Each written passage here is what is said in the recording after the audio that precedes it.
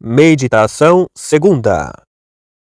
Da natureza do espírito humano e de que ele é mais fácil de conhecer do que o corpo. A meditação que fiz ontem encheu-me o espírito de tantas dúvidas que, doravante, não está mais em meu poder esquecê-las. E, entretanto, não vejo de que forma poderei resolvê-las. É como se de repente eu tivesse caído em águas muito profundas. Estou de tal forma surpreso que não posso nem assegurar meus pés no fundo, nem nadar para sustentar-me em cima.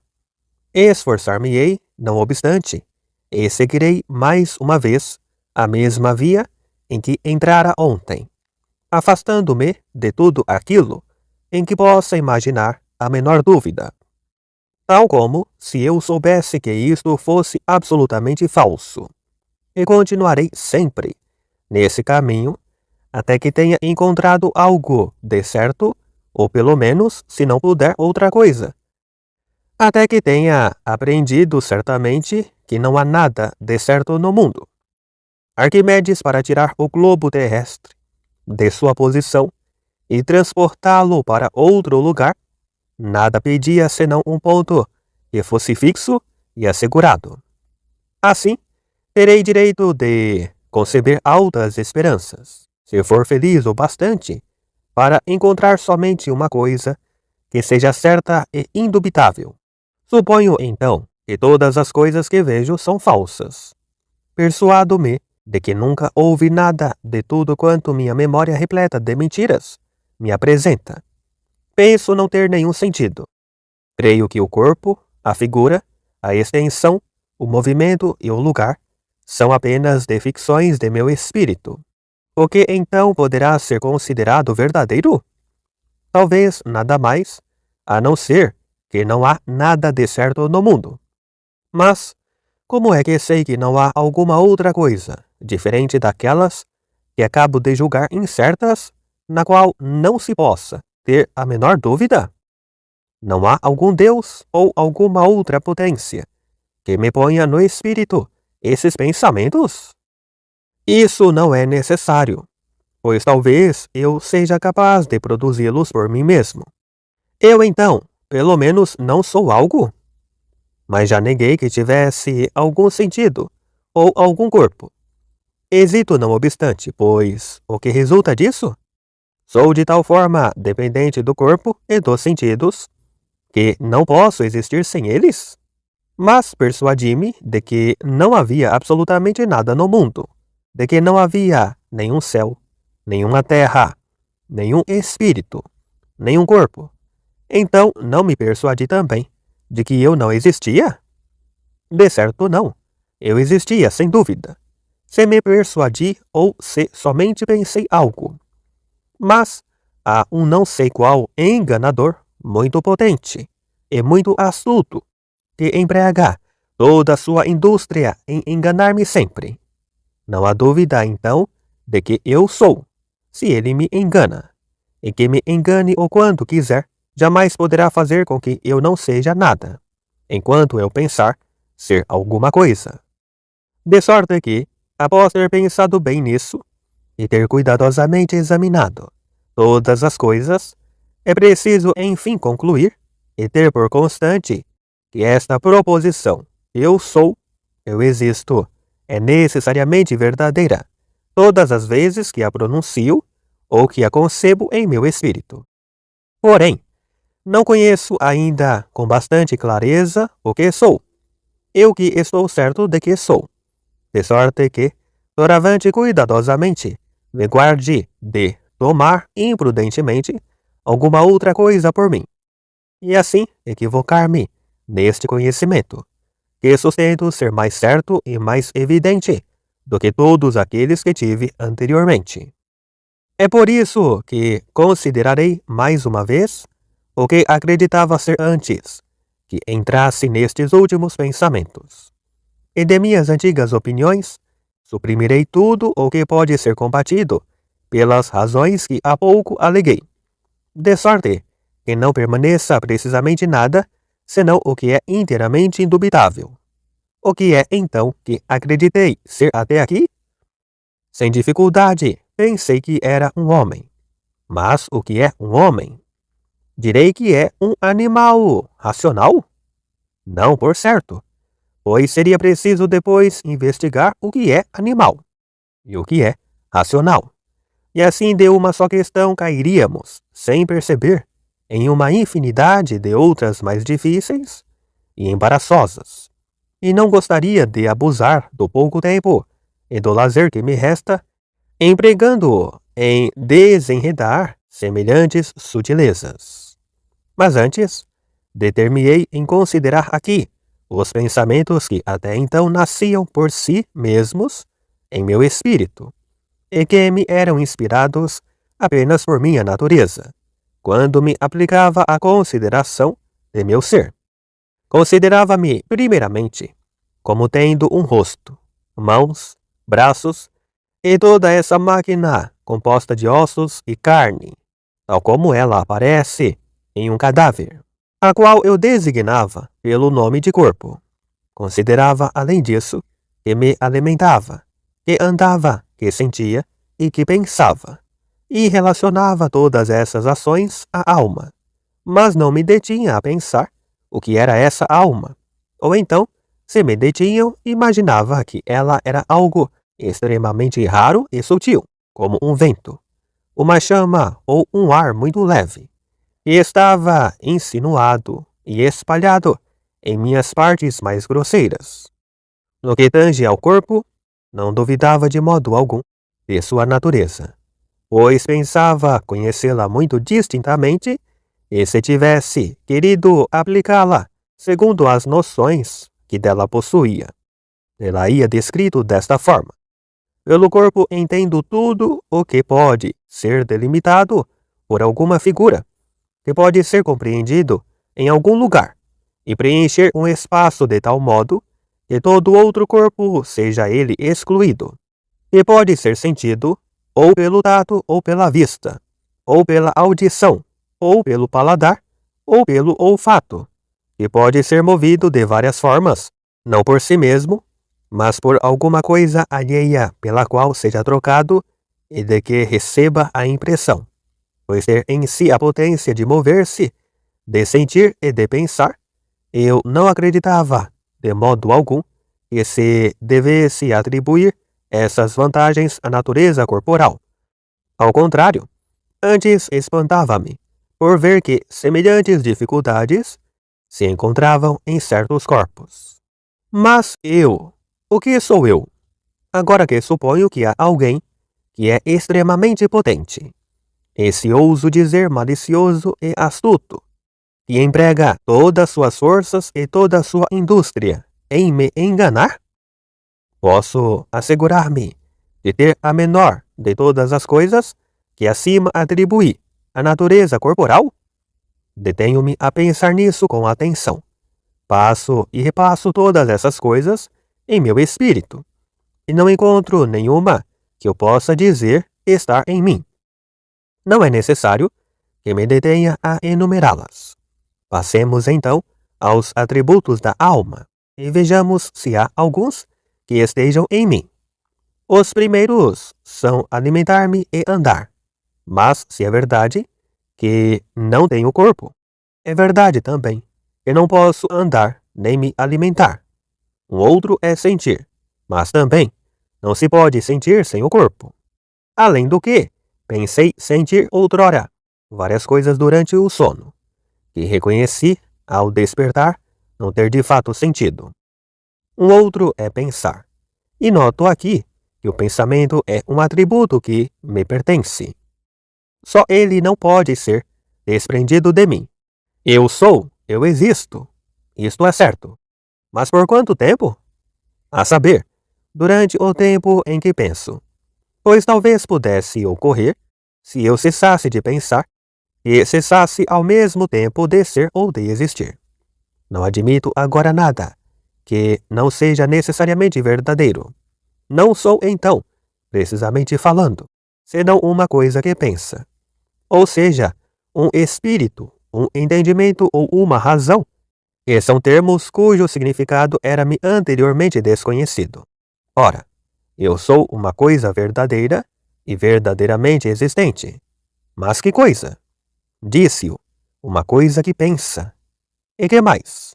Excitarei ainda minha imaginação para procurar se não sou algo mais. Não sou esse conjunto de membros, a que chamam o corpo humano. Não sou um ar leve e penetrante, espalhado em todos esses membros. Não sou um vento, um sopro, um vapor, nem nada de tudo o que posso fingir e imaginar.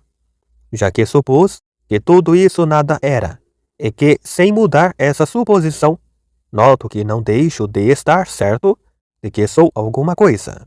Mas também pode acontecer que essas mesmas coisas, que suponho não existirem, porque me são desconhecidas, não sejam de fato diferentes de mim, que eu conheço?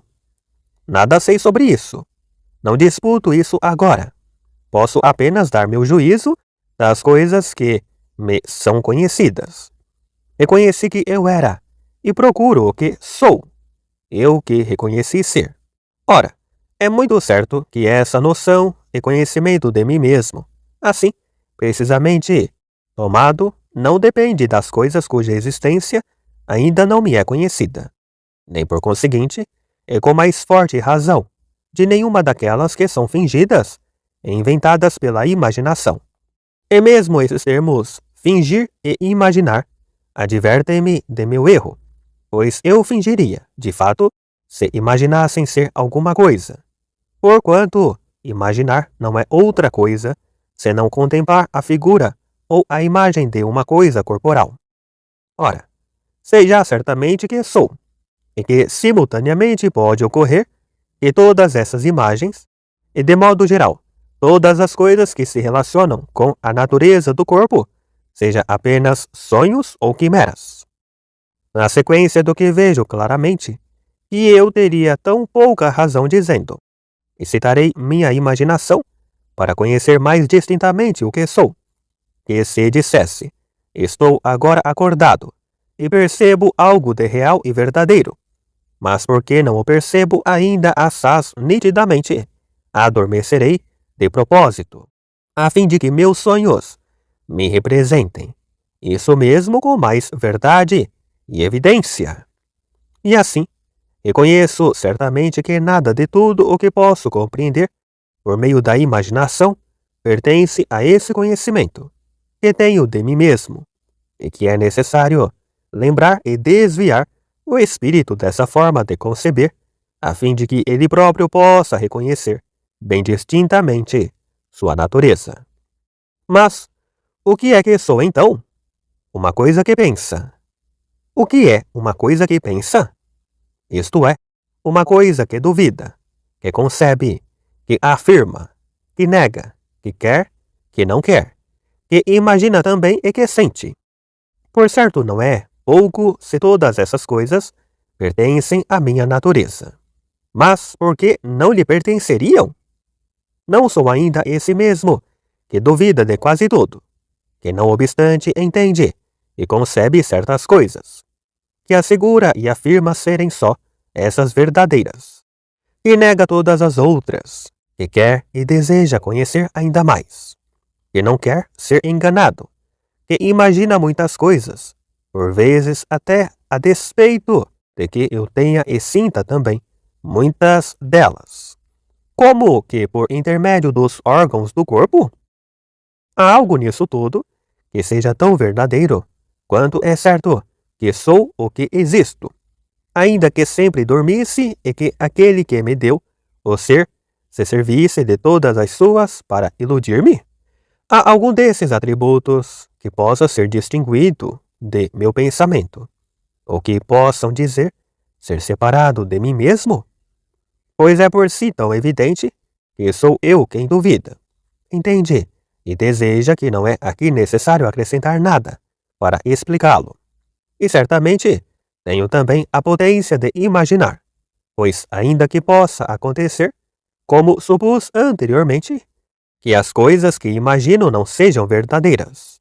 Não obstante, essa potência de imaginar não deixa de estar realmente em mim, e faz parte de meu pensamento. Enfim, sou o mesmo que sente, ou seja, que recebe e conhece as coisas como que pelos órgãos dos sentidos. Portanto, de fato vejo a luz, ouço o ruído, sinto o calor. Porém, dir-me-ão que essas aparências são falsas e que durmo. Que seja assim, todavia. Pelo menos, é muito certo que me parece que vejo, que ouço e que me aqueço. E é propriamente o que em mim se chama sentir. E isso, tomado precisamente assim, nada mais é do que pensar. Daí começo a conhecer o que sou, com um pouco mais de luz e de extinção do que antes. Porém, não posso impedir-me de crer que as coisas corporais, cujas imagens se formam por meu pensamento e que caem sob os sentidos, não sejam conhecidas mais distintamente do que essa não sei que parte de mim, mesmo que não caia sob a imaginação, conquanto de fato seja algo bem estranho, de coisas que acho duvidosas e distantes, sejam mais claras e mais facilmente conhecidas por mim do que aquelas que são verdadeiras e certas, e que pertencem à minha própria natureza. Mas vejo bem o que é. Meu espírito se compraz em divagar, e ainda não pode conter-se nos justos limites da verdade. Soltemos-lhe então, ainda uma vez, as rédeas, a fim de que, vindo em seguida retirá-las, suave e oportunamente, passamos a regrá-lo e conduzi-lo mais facilmente. Comecemos pela consideração das coisas mais comuns, e que cremos compreender mais distintamente, a saber, os corpos que tocamos e que vemos. Não pretendo falar dos corpos em geral, pois essas noções gerais são de ordinário mais confusas, mas de algum deles em particular. Tomemos como exemplo este pedaço de cera que acaba de ser tirado da colmeia. Ainda não perdeu a doçura do mel que continha. Ainda retém algo do aroma das flores de que foi recolhido. Sua cor, sua figura, sua grandeza são aparentes. É duro, é frio. Se o toca, e se baterdes nele, produzirá algum som.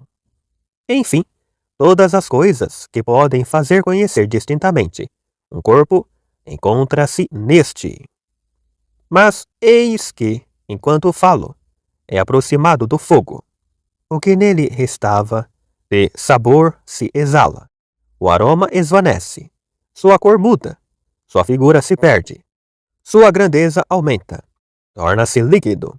Aquece-se mal se pode tocá-lo. E embora se bata nele, não produzirá mais nenhum som. Permanece a mesma cera depois dessa mudança? É preciso admitir que permanece. E ninguém pode negar. Então, o que se conhecia com tanta distinção nesse pedaço de cera?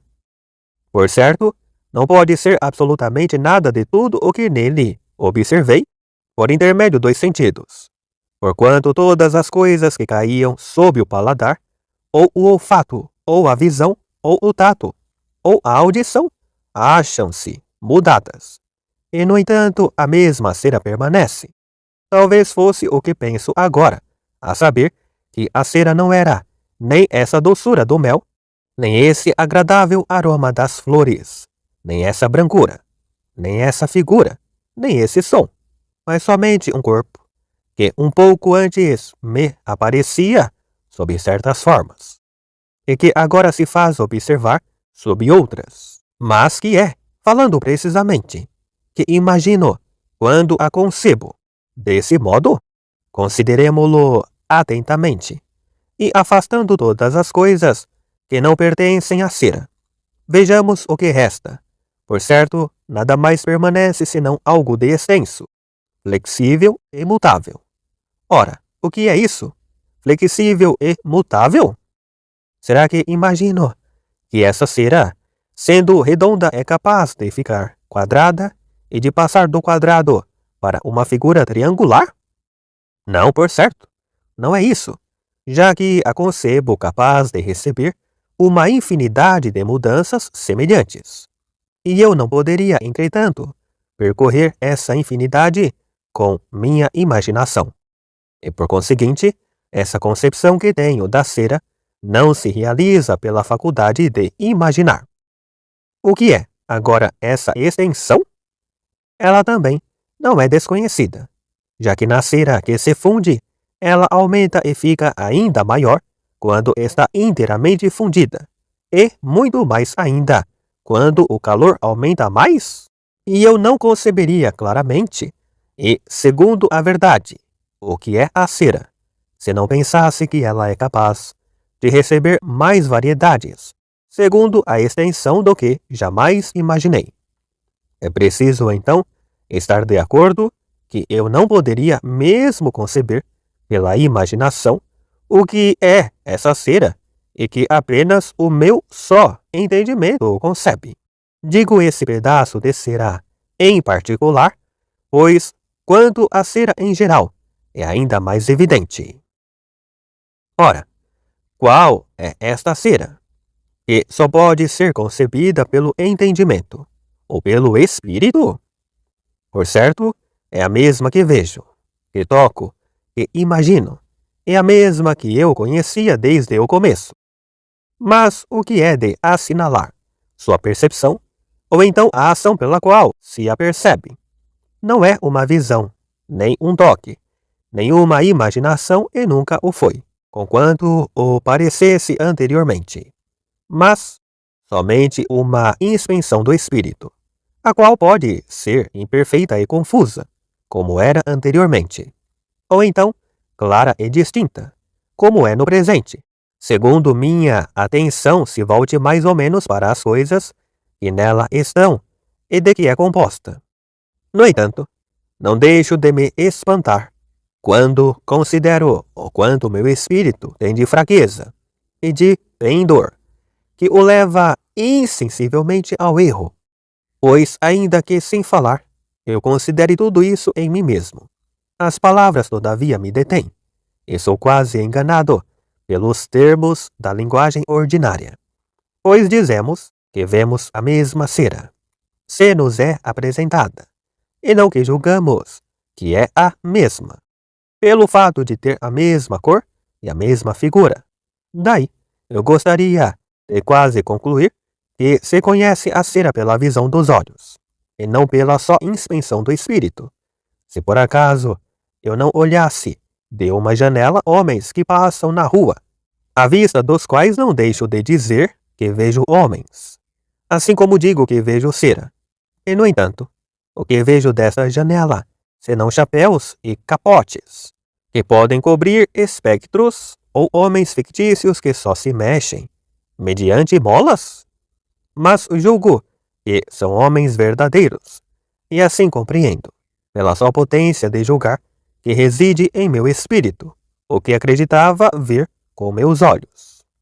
Um homem que trata de elevar seu conhecimento para além do comum deve ter vergonha de tirar das ocasiões, de duvidar formas e termos, de falar do vulgo. Prefiro seguir em frente e considerar se eu concebia com mais evidência e perfeição o que era a cera, quando a percebi no início e acreditei conhecê-la por meio dos sentidos exteriores, ou pelo menos do senso comum, assim como é chamado, ou seja, da potência imaginativa, do que a concebo presentemente. Depois de ter examinado mais exatamente o que ela é, de que forma pode ser conhecida. Por certo, seria ridículo colocar isso em dúvida, pois o que havia nessa primeira percepção, que fosse distinto e evidente, e que não pudesse cair, do mesmo modo, sob o sentido do menor dos animais? Mas, quando distingo a cera de suas formas exteriores, e que tal como se eu lhe tivesse tirado as vestes, considero-a toda nua. Por certo, embora ainda se possa encontrar algum erro em meu juízo, não a posso conceber, desse modo, sem um espírito humano.